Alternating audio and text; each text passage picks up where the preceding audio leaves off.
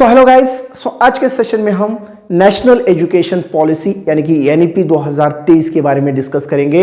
इसमें एजुकेशन में क्या क्या चेंजेस लाए गए हैं, हमारे जो भी नया एजुकेशन सिस्टम बनने जा रहा है इसमें क्या बदलाव है, और जो भी फॉर्मूला उन्होंने दिया है 5+3+3+4, इसमें क्या क्या है वो हम इन डिटेल में डिस्कस करेंगे।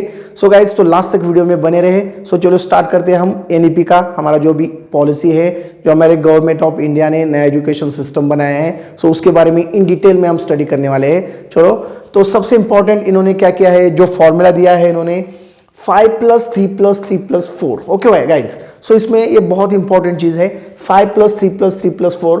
5 इयर्स का एक कोर्स उन्होंने बनाया है, उसका नाम उन्होंने दिया है 5 ईयर फाउंडेशन स्टेज। ओके, 5 साल का जो भी उन्होंने क्यूरिकुलम बनाया है उसका नाम दिया गया है 5 इयर्स फाउंडेशन स्टेज। तो इसमें गाइस क्या इंक्लूडिंग होगा 5 इयर्स में, तो इसमें नर्सरी क्लास इंक्लूडिंग होगा, जूनियर केजी इंक्लूडिंग होगा, senior KG, first standard and second standard.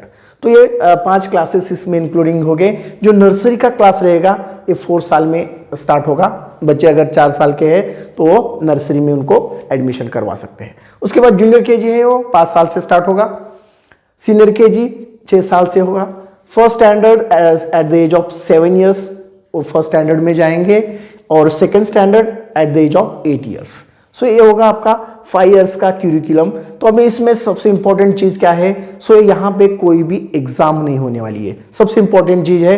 तो मैक्सिमम बच्चों को यहाँ पे एक्टिविटी एंड प्ले के ऊपर फोकस किया जाएगा, बच्चों को खेलने देंगे मैक्सिमम बच्चों को, क्योंकि अभी जब बच्चे नर्सरी, जूनियर केजी और सीनियर केजी जाएंगे तो ये 3 साल तो मैक्सिमम बच्चों को खेलना दिया जाएगा। जैसे स्कूल जाएंगे तो नए नए एक्टिविटीज़ उनको दिए जाएंगे, नए नए गेम्स उनको खेलने के लिए दिया जाएगा। तो इससे क्या होगा कि बच्चों का जो भी इंटरेस्ट है वो ज़्यादा बढ़ेगा और मैक्सिमम बच्चे स्कूल तक जाने लगेंगे। तो इस गवर्नमेंट का सबसे इंपॉर्टेंट रोल है कि बच्चे ज़्यादा से ज़्यादा स्कूल जाए, और जैसे बच्चे घर में खेलते हैं वैसा ही माहौल स्कूल में बने और बच्चे अच्छे से स्कूल की तरफ जाए और स्कूल में उनका इंटरेस्ट बढ़े। यही गवर्नमेंट का सबसे इंपॉर्टेंट यहाँ पे रोल है। और सबसे इंपॉर्टेंट चीज़ है दोस्तों, यहाँ पे कोई एग्जाम नहीं होने वाली है, नो एग्जाम। और ये जो 5 साल का क्यूरिकुलम है, 5 साल की जो भी फाउंडेशन स्टेज है, ये पूरी अपने मदर टंग में, यानी कि जो भी जिस स्टेट में बच्चा पढ़ रहा है उस रीजनल लैंग्वेज में वो पढ़ सकता है। जैसे कि अभी कोई बच्चा महाराष्ट्र में पढ़ता है तो वहाँ की मदर टंग होगी मराठी होगी, और जैसे कि कोई बच्चा कर्नाटका में पढ़ता है तो वहाँ की मदर टंग होगी कन्नड़ा लैंग्वेज। तो उसी लैंग्वेज में ही बच्चा पढ़ेगा, उसके साथ उनको इंग्लिश भी पढ़ाया जाएगा क्योंकि वो नेशनल लैंग्वेज है, तो उनको इंग्लिश में भी वहाँ पे पढ़ाया जाएगा। ये हुआ आपका 5 इयर्स फाउंडेशन स्टेज, तो ये बहुत इंपॉर्टेंट है। उसके बाद आता है आपका 3 इयर्स, 5+ आपका 5 हुआ, उसके बाद 3 इयर्स में इसमें 3 क्लासेस इंक्लूडिंग होते हैं, 3rd standard, 4th standard and 5th standard. Okay guys, आपका जो 3rd स्टैंडर्ड यहाँ पे होगा, ये at the age of 9 years start होगा। 9 साल में बच्चा जाएगा तो वो 3rd स्टैंडर्ड में रहेगा। उसके बाद बच्चा 4th स्टैंडर्ड में रहेगा 10 साल में, 5th स्टैंडर्ड में रहेगा 11 ईयर्स में। ये 3 इयर्स जो क्यूरिकुलम है इसको उन्होंने प्रिपरेटरी स्टेज के नाम दिया है। They are given the name as a preparatory stage, that is a 3+। तो इसमें एग्जाम स्टार्ट होंगे, लेकिन सडनली बच्चों को फोर्स नहीं होगा। एग्जाम सेमेस्टर वाइज होगा, और यहाँ पे मैक्सिमम एक्टिविटी के ऊपर यहाँ पे फोकस किया जाएगा, बच्चों को स्टडी करने देंगे, एक्टिविटी बेस्ड एग्जाम्स रहेंगे। जैसे कि बच्चों का इंटरेस्ट यहाँ पे बढ़ता जाए। ये 5 साल तो बच्चों ने फुल एंजॉय किया है, यहाँ पे कोई एग्जाम्स नहीं है। बाद में स्लोली यहाँ पे एग्जाम्स को इंट्रोड्यूस करेंगे क्योंकि बच्चों को थोड़ा पढ़ाई के बारे में इंटरेस्ट जारी रहे। ये हुआ आपका 3 इयर्स का प्रिपरेटरी स्टेज। ओके वाइज, उसके बाद 3rd स्टेज जो आता है वो भी 3 इयर्स, 5+3+ नेक्स्ट 3 जो है वो 3 इयर्स का मिडल स्टेज उसका नाम दिया गया है। मिडल स्टेज जो है इसमें भी 3 क्लासेस इंक्लूडिंग होते हैं, 6th standard, 7th standard and 8th standard. तो ये जो 6th स्टैंडर्ड है बच्चों 12 ईयर्स से स्टार्ट होगा। बच्चा अगर 12 साल का है तो 6th स्टैंडर्ड में रहेगा, अगर बच्चा 13 ईयर्स का है तो 7th स्टैंडर्ड में, 14 ईयर्स का है तो 8th स्टैंडर्ड में रहेगा। ये जो 3 साल है वो पूरे अपने इंडियन लैंग्वेज में पढ़ेगा। ये बहुत इंपॉर्टेंट है, इंडियन लैंग्वेज यहाँ पे इंक्लूडिंग किया जाएगा, तो यहाँ पे इंडियन लैंग्वेज ले सकता है। और इसमें सबसे इंपॉर्टेंट चीज़ है दोस्तों, ये जो 3 इयर्स का मिडिल स्टेज है, यहाँ पे बच्चों को 6 स्टैंडर्ड से ही कंप्यूटर कोडिंग पढ़ाया जाएगा, कंप्यूटर का नॉलेज दिया जाएगा। उसमें वोकेशनल यानी कि टेक्निकल्स जो भी है कोर्सेस वो ऐड किया जाएंगे, vocational courses, technical course, okay, जैसे कि इलेक्ट्रिसिटी का कोई भी जो भी टेक्निकल कोर्सेस होते हैं, सो कोर्सेस यहाँ पे इंट्रोड्यूस किया जाएंगे। मैथ, साइंस और आर्ट्स भी यहाँ पे रहेगा। सो जैसे ही बच्चा अभी कैसा होता है, मोस्टली अभी प्रेजेंट एजुकेशन सिस्टम में अगर कोई बच्चा 6 स्टैंडर्ड 9th 8th स्टैंडर्ड से पढ़ना ही छोड़ देता है तो उसको कोई भी नॉलेज नहीं होता है। तो यहाँ पे वो टेक्निकल कोर्स यहाँ पे इंट्रोड्यूस किया गया है। जैसे ही कोई बच्चा अगर 8th स्टैंडर्ड से पढ़ना छोड़ देता है तो लाइफ में ऐसा नहीं कि वो ऐसे ही आराम से रहेंगे, तो 8th स्टैंडर्ड के बाद भी वो कुछ तो यहाँ पे टेक्निकल नॉलेज उसको आता है तो कुछ भी कर सकता है लाइफ में। सो ये इसीलिए गवर्नमेंट ने पूरा इंट्रोड्यूस किया गया है टेक्निकल कोर्स। उसके साथ वो मैथ्स भी पढ़ेगा, ओके, साइंस पढ़ेगा और आर्ट्स पढ़ेगा, ओके, आर्ट्स के कोई भी सब्जेक्ट्स यहाँ पे पढ़ सकता है, ओके।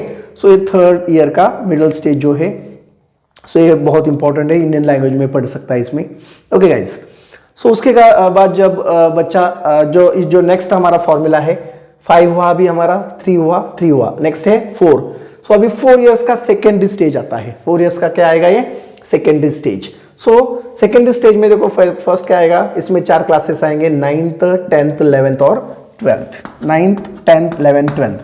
सो 11th स्टैंडर्ड 12th 11th को उन्होंने FYJC नाम दिया है, फर्स्ट ईयर जूनियर कॉलेज, और 12th को उन्होंने SYJC यानी कि सेकेंडरी जूनियर कॉलेज नाम दिया है। सो 9th स्टैंडर्ड बच्चा जब जाएगा वो 15 साल का रहेगा यहाँ पे। उसके बाद बच्चा जब 10th में जाएगा वो 16 साल का रहेगा, 16 साल का रहेगा। 11th में वो 17 साल का रहेगा और 12th में 18 ईयर्स का रहेगा। सो यहाँ पे सबसे इंपॉर्टेंट चीज़ है दोस्तों, सो यहाँ पे अभी जनरली क्या होता है, अभी प्रेजेंट एजुकेशन सिस्टम में जब बच्चा 10th पास हो जाता है तब नेक्स्ट वो क्या करता है, कोई भी स्ट्रीम चूज करता है, साइंस, आर्ट्स एंड कॉमर्स। तो हमें बहुत सारे बच्चे पूछते हैं ना आपको फ्रेंड्स कि अभी 10th होने के बाद आप साइंस करोगे, आर्ट्स करोगे या कॉमर्स करोगे। अगर किसी को डॉक्टर इंजीनियर बनना है तो वो साइंस में चले जाते हैं, अगर किसी को बैंकिंग में जाना है तो कॉमर्स में चले जाते हैं, कोई किसी को बिजनेस करना है तो ही कॉमर्स में जाते हैं, अगर किसी को नॉर्मली एजुकेशन लेना है तो आर्ट्स चले जाते हैं। तो अभी ये पूरा जो भी स्ट्रीमिंग सिस्टम है, सो ये NEP के थ्रू पूरा खत्म हो गया है अभी। सो यहाँ पे कोई भी स्ट्रीम नहीं रहेगा, साइंस, आर्ट्स, कॉमर्स। सो यहाँ पे बच्चे कोई भी सब्जेक्ट कहीं पे भी ले सकता है। यहाँ पे मल्टीपल सब्जेक्ट चॉइसिंग आ गई है, ये बहुत ही इंपॉर्टेंट है गाइस। सो कोई भी बच्चा, सपोज अभी कोई बच्चा 10th पास करने के बाद 11th में चला जाता है, तो अभी प्रेजेंट में क्या है कि वो 10th अगर 11th में गया, अगर साइंस में गया तभी वो बायो, फिजिक्स, केमिस्ट्री पढ़ सकता है। लेकिन अभी ऐसा नहीं होगा। अगर कोई बच्चा 11th में पढ़ रहा है अभी, आफ्टर NEP लागू होने के बाद की बात बता रहा हूँ मैं। 11th के बाद जब कोई बच्चा साइंस में 11th के बाद 10th के बाद 10th के बाद कोई भी बच्चा 11th में एंटर करेगा, तब क्या सिचुएशन क्या रहेगा। सपोज उन्होंने फिजिक्स लिया, अगर किसी बच्चों को लगता है कि फिजिक्स के साथ मैं अकाउंटेंसी भी पढूं तो अकाउंट भी ले सकता है कॉमर्स का। किसी बच्चों को लगता है कि यार मेरा हिस्ट्री अच्छा है, मुझे ज्योग्राफी में थोड़ी सी दिलचस्पी है, तो वो ज्योग्राफी भी ले सकता है। सो यहाँ पे मल्टीपल सब्जेक्ट चॉइसिंग दी गई है, ओके। सो कोई भी सब्जेक्ट बच्चा ले सकता है और कभी भी उसको छोड़ सकता है अगर उसको इसमें इंटरेस्ट नहीं। तो यहाँ पे कोई भी फोर्स नहीं किया जाएगा कि तुम यही सब्जेक्ट पढ़ो करके, okay. That is very important, okay. So इसमें अभी जो भी एग्जाम्स रहेंगे दोस्तों, सो ये सेमेस्टर वाइज रहेंगे, एवरी 6 मंथ में सेमेस्टर एग्जाम्स रहेगी, जिससे कि बच्चों का बर्डन कम होगा। सो अभी प्रेजेंट क्या होता है, 10th का पूरा एग्जाम एक साल के बाद, 9th का एग्जाम पूरा साल होने के बाद एग्जाम होता है, जिससे बच्चों को ज़्यादा से ज़्यादा लोड हो जाता है। और कैसे होता है कि सपोज मार्च में एग्जाम है तो बच्चे जनवरी से ही स्टार्ट करते हैं पढ़ना, तो इतने कम समय में पूरा साल का पढ़ाई नहीं हो सकता। इसलिए गवर्नमेंट में क्या किया है कि सेमेस्टर वाइज किया है, 6 महीने के बाद एग्जाम, तो बच्चे एटलीस्ट पढ़ सकते हैं। अगर कोई बच्चा पहले 6 महीने पढ़ा नहीं, अगर कोई बच्चे को कम मार्क्स आ गए फर्स्ट सेमेस्टर में, तो सेकंड सेमेस्टर में वो कवर कर सकता है, ओके। तो जिससे बच्चों का पढ़ने का फ्लो भी रहेगा और उसमें कंटिन्यूटी रहेगी। इसी वजह से उन्होंने सेमेस्टर वाइज किए हैं। इसमें मल्टीपल सब्जेक्ट चॉइसिंग जो अभी मैंने बताया था, सो कोई भी सब्जेक्ट बच्चा चूज कर सकता है, ओके। अगर किसी को लगता है 10th के बाद 11 में जाने के बाद बायोलॉजी लेना है, बायो के साथ वो ज्योग्राफी ले सकता है, ज्योग्राफी के साथ वापस वो अकाउंटेंसी ले सकता है, इकोनॉमिक्स, अगर किसी को इकोनॉमिक्स में इंटरेस्ट है इकोनॉमिक्स ले सकता है। इस तरह से बच्चों को सब्जेक्ट चूज करने का यहाँ पे अवसर दिया जाएगा। ओके, तो सबसे इंपॉर्टेंट चीज है यहाँ पे स्ट्रीम जो है पूरी तरह से खत्म होने जा रही है, साइंस, कॉमर्स, आर्ट्स, ये नया एनईपी के थ्रू। ओके, सो उसके बाद क्रिटिकल थिंकिंग के ऊपर बच्चों को फोकस किया जाएगा। क्रिटिकल थिंकिंग इस तरह से कोई भी अगर लेसन्स, जनरली अभी बच्चे ज़्यादा हम जो भी पढ़ाते हैं मैक्सिमम बच्चों थ्योरेटिकल पढ़ते हैं और उसमें कोई भी थिंकिंग प्रोसेस नहीं होती है। सो अगर कोई कंटेंट वो पढ़ते हैं उसमें क्या नया है, किस तरह से थिंक करना चाहिए, सो एक क्रिटिकल थिंकिंग उसमें अभी ऐड किया जाएगा, जिससे कि बच्चों की जो भी थॉट प्रोसेस है वो बढ़ सके। सो उसके बाद फेवरेट सब्जेक्ट भी बच्चे चूज कर सकते हैं। अगर किसी बच्चों को लगता है कि किसी सब्जेक्ट में उसको इंटरेस्ट है, किसी को डांस में इंटरेस्ट है या किसी को सिंगिंग में है, किसी को बायो में इंटरेस्ट है, कोई भी सब्जेक्ट वो चूज कर सकता है। इसमें सॉरी, बहुत सारे सब्जेक्ट इसमें ऐड किए गए हैं। ओके, अभी तक तो गवर्नमेंट ने वो पूरा लिस्ट नहीं दिया गया है, लेकिन ये जो फॉर्मूला उन्होंने दिया गया है इसी बेस के ऊपर हम अभी एक्सप्लेन करने जा रहे हैं। तो ये आई थिंक सबको समझ में आया कि 4 साल का जो भी सेकेंड स्टेज है, सो यहाँ पे पूरी तरह से streaming science, commerce and arts खत्म हो चुकी है। यहाँ पे मल्टीपल सब्जेक्ट चॉइसिंग है, कोई भी सब्जेक्ट बच्चे यहाँ पे ले सकता है। सो उसके बाद आता है बच्चों ये हमारा 5+3+3+4 यानी कि 12th तक का जो भी अभी तक का क्यूरिकुलम है। अभी प्रेजेंट हमारा क्या है 10+2 यानी कि 12 तक। सो ये पूरा खत्म हो चुका है। उसके बाद अभी क्या होगा, ग्रेजुएशन आएगा ना। 12th जैसे कि हमारा 12th कंप्लीट हो जाता है तो अभी हम क्या करते हैं, ग्रेजुएशन में एडमिशन लेते हैं। ग्रेजुएशन में क्या होता है, जनरली बीए, बीएससी, बीकॉम है प्रेजेंट, अब ये पूरा तरह से चला जाने वाला है। ओके, सो कैसे जाएगा देखो, अभी बीए, बीकॉम, बीएससी ये पूरी तरह से जाएगा। अभी जो बच्चा जब भी 12th के बाद ग्रेजुएशन में जाएगा, ग्रेजुएशन उनका 4 साल का रहेगा। ओके, 4 इयर्स का ये ग्रेजुएशन रहेगा। जैसे ही बच्चा फर्स्ट ईयर में चला जाएगा, यहाँ पे भी उनको सब्जेक्ट चूजिंग का ऑप्शन है, सब्जेक्ट कौन सा भी वो ले सकते हैं। तो फर्स्ट ईयर बच्चा अगर पढ़ लिया है उसको सर्टिफिकेट मिलेगा। ओके, फर्स्ट ईयर कंप्लीट होने के बाद उसको एक सर्टिफिकेट दिया जाएगा, ओके, कि आपका फर्स्ट ईयर कंप्लीट हो चुका है। ओके, उसके बाद अगर कोई बच्चा सेकेंड ईयर तक पढ़ता है तो उसको डिप्लोमा का डिग्री दिया जाएगा। कि ये ऐसे किस लिए किया गया है, देखो अभी प्रेजेंट हमारा जो भी सिचुएशन है, अगर कोई बच्चा अभी बीएससी कर रहा है, ओके, प्रेजेंट अभी जो भी सिस्टम है, अगर कोई बच्चा बीएससी करता है और फर्स्ट ईयर करने के बाद उसको कोई फैमिली में दिक्कत आ जाती है, इकोनॉमिकल प्रॉब्लम आ जाता है या कोई भी इशू हो सकता है जिससे वो फर्स्ट ईयर उसका कंप्लीट नहीं हो पाता और डिसकंटिन्यू हो जाता है, सेकेंड ईयर उन्हें एडमिशन नहीं ले पाता। तो ये अगर वो बच्चा 5 साल के बाद वापस आता है तो उसको वापस फर्स्ट ईयर से ही पढ़ना पड़ता है। तो ये अवॉइड करने के लिए गवर्नमेंट ने क्या किया है, फर्स्ट ईयर अगर कोई बच्चा पढ़ लेता है तो उसको सर्टिफिकेट दिया जाएगा। अगर कोई सेकेंड ईयर तक पढ़ लेता है डिप्लोमा की डिग्री दी जाएगी, जिस आधार पर भी वो कहीं पे भी जॉब कर सकता है। और उस लड़के को लगा कि चलो 5 साल के बाद वापस उसे पढ़ना है तो उसके पास ये सेकेंड ईयर की डिप्लोमा डिग्री रहती है, सो आगे वो डिग्री सर्टिफिकेट दिखा के वापस थर्ड ईयर को एडमिशन ले सकता है। सो ये बहुत इंपॉर्टेंट है। अगर कोई बच्चा थर्ड ईयर तक कर लेता है तो उसको डिग्री मिलेगी, जो अभी भी है 3 साल की डिग्री, वैसी ही डिग्री मिलेगी और उसमें उस डिग्री के आधार पर वो कहीं पे भी जॉब कर सकता है, जॉब के लिए अप्लाई कर सकता है। अगर किसी बच्चों को कॉम्पिटिटिव एग्जाम देनी है, यानी कि यूपीएससी, एमपीएससी कोई भी रहने दो, सो उस तरह के कॉम्पिटिटिव एग्जाम हो, ये 3 साल की डिग्री के ऊपर ही दे सकता है। ओके, ये हुआ ग्रेजुएशन। और 4th ईयर में जब 4 साल का है तो 4th ईयर में उनको रिसर्च की डिग्री दी जाएगी। तो समझ में आपको, फर्स्ट ईयर में सर्टिफिकेट मिला जाएगा, सेकेंड ईयर में उसको डिप्लोमा की डिग्री मिलेगी, थर्ड ईयर को डिग्री मिलेगा तो उसमें जॉब और कॉम्पिटिटिव एग्जाम की जो भी अभी कोई बच्चा यूपीएससी को जाता है तो ग्रेजुएशन कंप्लीट होना चाहिए, तब वो ये थर्ड ईयर का जो भी डिग्री सर्टिफिकेट उसको मिलेगा वो वहाँ पे यूज कर सकता है। और 4th ईयर कंप्लीट होने के बाद बच्चों को रिसर्च का डिग्री मिलेगा। सो उस बेसिस के ऊपर उसकी पूरी ग्रेजुएशन कंप्लीट होगी और सर्टिफिकेट के ऊपर आएगा ग्रेजुएशन रिसर्च करके। ओके, तो इसके बाद जब किसी बच्चों को लगता है कि मुझे पोस्ट ग्रेजुएशन करना है, जैसे कि अभी प्रेजेंट में एमए है, master of arts, MSc, MCom, तो अगर किसी बच्चों को एमएससी करना है या एमए करना है या एमकॉम करना है, तो क्या करेगा, अगर किसी बच्चे का 3rd ईयर का डिग्री कंप्लीट है तो ये पीजी जो है 1 साल या 2 साल का है। ओके, 1 ईयर और 2 इयर्स की पीजी है।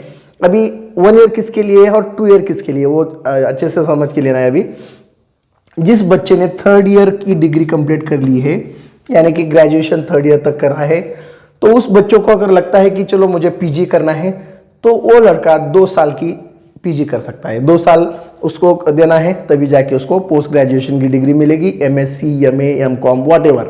ओके, अगर किसी बच्चे ने 4 साल तक का रिसर्च का डिग्री कंप्लीट किया है, 4 साल, तो बच्चा क्या करेगा, 21 साल की पीजी करेगा, पोस्ट ग्रेजुएशन। ओके, एमएससी जो भी है, एमकॉम है, एमए है, 1 साल में उसकी कंप्लीट हो जाएगी। ओके, अगर किसी बच्चे को उसके बाद भी कभी पीएचडी करना है तो पीएचडी का 4 साल का रहेगा। और इसमें सबसे इंपॉर्टेंट है दोस्तों, एमफिल जो है मास्टर ऑफ फिलोसॉफी, वो अभी पूरी तरह से हटा दी गई है। अब डायरेक्ट पीजी के बाद पीएचडी कर सकते हो और 4 साल का हो चुका है। सो ये बहुत ही इंपॉर्टेंट फॉर्मूला है नया एजुकेशन पॉलिसी एनईपी में। ओके, सो आई होप सबको समझ में आया है 5+3+3+4 क्या है। एक बार मैं जस्ट ओवरव्यू देता हूँ। 5+ जो है ये 5 साल का फाउंडेशन स्टेज है। सो इसमें nursery, junior KG, senior KG, 1st standard और 2nd स्टैंडर्ड, ये 5 क्लासेस आते हैं। तो जनरली नर्सरी, जूनियर केजी और सीनियर केजी पूरा प्ले ग्रुप होगा। यहाँ पे पूरे बच्चों को खेलने पे ऊपर फोकस किया जाएगा। और 1st स्टैंडर्ड और 2nd स्टैंडर्ड में एक्टिविटी बेस्ड एजुकेशन होगा। यहाँ पे भी बच्चों को कोई एग्जाम्स नहीं होगा, ये सबसे इंपॉर्टेंट है। उसके बाद आता है 3+, 3 ईयर प्रिपरेटरी स्टेज कहा जाता है इसको। ओके, प्रिपरेटरी स्टेज में 3 क्लासेस आते हैं, 3rd स्टैंडर्ड, 4th स्टैंडर्ड और 5th स्टैंडर्ड। ओके, तो ये 3 प्रिपरेटरी स्टेज जो है, इसमें एग्जाम स्टार्ट होंगे, लेकिन यहाँ पे ज़्यादा से ज़्यादा एक्टिविटी बेस के ऊपर फोकस किया जाएगा। ओके, सो बच्चों को ज़्यादा से ज़्यादा एक्टिविटी के ऊपर फोकस किया जाएगा पढ़ने के लिए। सो उसके बाद आता है 3 इयर्स का मिडल स्टेज। ओके, सो 3 इयर्स जो हमारा नेक्स्ट है 5+3+ हुआ। अभी नेक्स्ट 3+ जो है ये भी 3 साल का है। इस 3 इयर्स मिडल स्टेज में 6th स्टैंडर्ड, 7th स्टैंडर्ड और 8th स्टैंडर्ड, ये 3 क्लासेस कवर किए जाएंगे। सो इसमें जब बच्चा 6th स्टैंडर्ड में पढ़ना स्टार्ट करेगा तो उसको कंप्यूटर का नॉलेज दिया जाएगा, computer coding, vocational technical courses उसको पढ़ाए जाएंगे। ओके, और मैथ, साइंस और आर्ट्स के भी कुछ सब्जेक्ट्स वो अपने इंडियन लैंग्वेज में पढ़ सकता है। ये हमारा 5+3+3+। नेक्स्ट है हमारा 4 इयर्स का, 4+4 इयर्स सेकेंडरी स्टेज। यहाँ पे इंक्लूडिंग है 9th standard, 10th standard, 11th और 12th, ये 4 क्लासेस इसमें इंक्लूडिंग है। तो यहाँ पे सबसे इंपॉर्टेंट है जो हमारा स्ट्रीमिंग है, साइंस, आर्ट्स एंड कॉमर्स, ये पूरी तरह से हट जाएगा और बच्चों को यहाँ पे मल्टीपल सब्जेक्ट की चॉइसिंग दी जाएगी। जैसे ही बच्चा 10th कर लेता है, 10th के बाद जब वो 11th में जाएगा, 11th स्टैंडर्ड में, तब उसको कोई भी सब्जेक्ट वो चूज कर सकता है। सो साइंस का एक सब्जेक्ट चूज कर सकता है, आर्ट्स का एक चूज कर सकता है। सो उसको लगा कि चलो मुझे इकोनॉमिक्स थोड़ा सा इंटरेस्ट है तो इकोनॉमिक्स का एक सब्जेक्ट ले सकता है, अकाउंटेंसी में से एक ले सकता है। तो इस तरह से वो कोई भी सब्जेक्ट यहाँ पे चूज कर सकता है। और यहाँ पे क्रिटिकल थिंकिंग के ऊपर ज़्यादा से ज़्यादा फोकस किया जाएगा। और फेवरेट सब्जेक्ट है बच्चों का तो फेवरेट सब्जेक्ट भी वो एक ले सकता है। तो ये बहुत इंपॉर्टेंट है। और इसमें एक फॉरेन लैंग्वेज भी इंक्लूडिंग किया गया है। ओके, सो ये हमारे एनईपी के अकॉर्डिंग टोटल 50 यूनिवर्सिटीज लाई गई है और इसमें से बहुत सारे फॉरेन लैंग्वेजेस आप यहाँ पे आपको पढ़ने को मिलेगा। सो इसके पीछे का मेन रीजन है, सो बहुत सारे बच्चे जब भी फॉरेन जाते हैं, ओके, अमेरिका, चीन, जापान, जहाँ पे भी जाते हैं वहाँ की लैंग्वेज उनको नहीं आती, तो इनिशियली लेवल पे उनको थोड़ा सा दिक्कत होता है। अगर किसी बच्चों को चाइना में जाके कुछ इन्वेस्ट करना है, कुछ बिजनेस सेटअप करना है, तो इनिशियल स्टेज पे वो जल्दी से नहीं सेटअप कर पाता क्योंकि उनको वहाँ पे लैंग्वेज पे प्रॉब्लम आ जाता है। तो ये सब अवॉइड करने के लिए फ्यूचर में तो ये फॉरेन लैंग्वेज यहाँ पे ऐड की गई है। सो ये बहुत इंपॉर्टेंट चीज़ है। ओके, इसमें फॉरेन लैंग्वेज आएगी। सो कोई भी लैंग्वेज बच्चा यहाँ पे चूज कर सकता है। ये बहुत ही अच्छी बात है जिससे हमारा जो भी इकोनॉमी है वो बढ़ सकता है। ओके, उसके बाद ग्रेजुएशन है दोस्तों। ये ग्रेजुएशन 4 साल का हो चुका है। सो फर्स्ट ईयर कंप्लीट करने के बाद उसको सर्टिफिकेट मिलेगा, 2nd ईयर कंप्लीट करने के बाद उसको डिप्लोमा की डिग्री मिलेगी, 3rd ईयर के बाद डिग्री मिलेगी उसको और वो जॉब या कोई भी कॉम्पिटिटिव एग्जाम के लिए उसका यूज कर सकता है। और 4th ईयर के बाद उसको रिसर्च की डिग्री मिलेगी जिसके आधार पर वो आगे जाके पोस्ट ग्रेजुएट कर सकता है, एमएससी, एमए, एमकॉम, व्हाटएवर जो भी है। ओके, अगर कोई बच्चा 3 साल का कर लेता है तो उसको पीजी करने के लिए 1 ही साल काफ़ी है, 2 साल में वो पीजी कर सकता है। अगर कोई 4th रिसर्च तक कर पढ़ लेता है तो उसको 4 साल की 1 साल में ही पोस्ट ग्रेजुएट कर सकता है। और पीएचडी जो है ये पीएचडी 4 साल की गई है और ये एमफिल पूरी तरह से यहाँ पे हटा दिया गया है। सो अभी इसमें सबसे इंपॉर्टेंट चीज़ है दोस्तों, इसमें कुछ पॉजिटिव थिंकिंग है, कुछ पॉजिटिव जो भी पॉइंट्स है एनईपी में वो हम देखने वाले हैं। सो क्या पॉजिटिव इसमें पॉइंट्स दिए गए हैं नेशनल एजुकेशन पॉलिसी में। सो इस नेशनल एजुकेशन पॉलिसी जो भी एजुकेशन सिस्टम है इसके ऊपर गवर्नमेंट उसका जो भी जीडीपी है 6% जीडीपी यहाँ पे यूज़ करने वाला है। तो मैक्सिमम फोकस वो एजुकेशन सिस्टम पे करेगा और जो भी 6% जीडीपी यहाँ पे यूज़ करेगा, जिससे हमारी एजुकेशन सिस्टम ज़्यादा से ज़्यादा स्ट्रांग बनेगी। और स्कूल के फीस के ऊपर एमआरपी लगा दी जाएंगे। ओके, अभी क्या है प्रेजेंट हर स्कूल में अलग अलग फीस ली जाती है, किसी स्कूल में 2 lakh 3 lakh 4 lakh, it depends on the school. Okay, तो बहुत सारा स्कूल अभी ये सब कुछ हटेगा, क्योंकि अभी गवर्नमेंट क्या करेगा, स्कूल के फीस के ऊपर एमआरपी लगा देगा कि चलो इस लेवल का आप पढ़ा रहे हैं, प्रिपरेटरी स्टेज का तो इतना फीस है, मिडिल स्टेज पढ़ा रहे हैं तो इतना फीस है, तो हर स्कूल का एक फिक्स फीस कर देगा और उसी फीस के अकॉर्डिंग प्राइवेट स्कूल को भी उतना ही फीस लेना पड़ेगा। तो ये बहुत इंपॉर्टेंट है कि इस वजह से हर बच्चा हर स्कूल में कहीं पे भी जाके पढ़ सकता है। अभी बहुत सारे ऐसे सिचुएशन है, बहुत सारे स्कूल में 2 लाख 3 लाख ऐसी फीस है, तो इतना जो भी मिडिल क्लास फैमिली के स्टूडेंट्स होते हैं उनको इतनी फीस अफोर्डेबल नहीं होती, अच्छे एजुकेशन उनको नहीं मिल पाता। सो ये पूरा स्टॉप करने के लिए गवर्नमेंट ने क्या क्या इसमें स्कूल फीस के ऊपर एमआरपी लगा दी गई है। ओके, सो ये कब होने वाला है, जैसे ही एनईपी लागू होगा, मोस्टली 2023-24 में ये स्टार्ट होने वाला है। और उसके बाद इसमें और इम्पोर्टेंट पॉजिटिव पॉइंट इसमें है कि फॉरेन यूनिवर्सिटीज़ इसमें आ चुकी हैं। सो 50 फॉरेन यूनिवर्सिटी उन्होंने इंक्लूडिंग किया है, जिससे फॉरेन लैंग्वेज हम यहाँ पे पढ़ पाएंगे। और इसमें वोकेशनल कोर्सेस उन्होंने ऐड किया है, टेक्निकल कोर्सेस, जिससे बच्चों का बहुत ही फ़ायदा होने वाला है। और ये जो रिजल्ट अभी बनेगा सबसे इंपॉर्टेंट है, बच्चा जैसे 10th पढ़ता है, 11th करता है, 12th करता है, सो इसका रिजल्ट किस बेस के ऊपर होगा। सो उनके जो भी मार्क्स है, मार्क्स तो फर्स्ट क्राइटेरिया पकड़ा जाएगा, उसके बाद उसके सेल्फ, सो स्कूल या कॉलेज में किस तरह से बिहेव करता है, उसका बिहेवियर क्या है, उसके भी कुछ वेटेज यहाँ पे दिए जाएंगे। उसके बाद उनके फ्रेंड सर्कल कैसे है, किस फ्रेंड्स के साथ वो रहता है, सो वो भी वहाँ पे देखा जाएगा। और टीचर्स के साथ उसका किस तरह का बिहेवियर है, टीचर के साथ अच्छे से बिहेव करता है या नहीं है, सो ये भी पॉइंट्स उसमें ऐड किए जाएंगे। तो रिजल्ट में उनका मार्क्स पकड़ा जाएंगे, उसके सेल्फ, फ्रेंड्स और टीचर्स, ये 5 पॉइंट्स है, 4 पॉइंट से ये पूरा इंक्लूडिंग करके उसका रिजल्ट बनाया जाएगा, जिससे बच्चा पूरी तरह से डिसिप्लिन रहेगा। सो ये जो एनईपी है बहुत ही अच्छी पॉलिसी गवर्नमेंट ने बनाई है। तो मैक्सिमम अभी 2023 या 24 के बीच में ही अभी ये स्टार्ट होगा, तो जिससे हमारा एजुकेशन सिस्टम और भी स्ट्रांग हो सकता है। सो गाइस, अगर आपको वीडियो अच्छी लगी, इन्फॉर्मेटिव लगी, तो अपने फ्रेंड्स या दोस्तों को शेयर करना ना भूलें, क्योंकि सबको पता होना कि हमारी जो नई एजुकेशन पॉलिसी है, नई एजुकेशन सिस्टम है, किस तरह से बनाया है, ये जो हमारा 5+3+3+ फॉर्मूला है, सो ये सब तरफ सबको समझ में आए। So guys, please try to share this video to all your friends. So thank you so much for watching this video.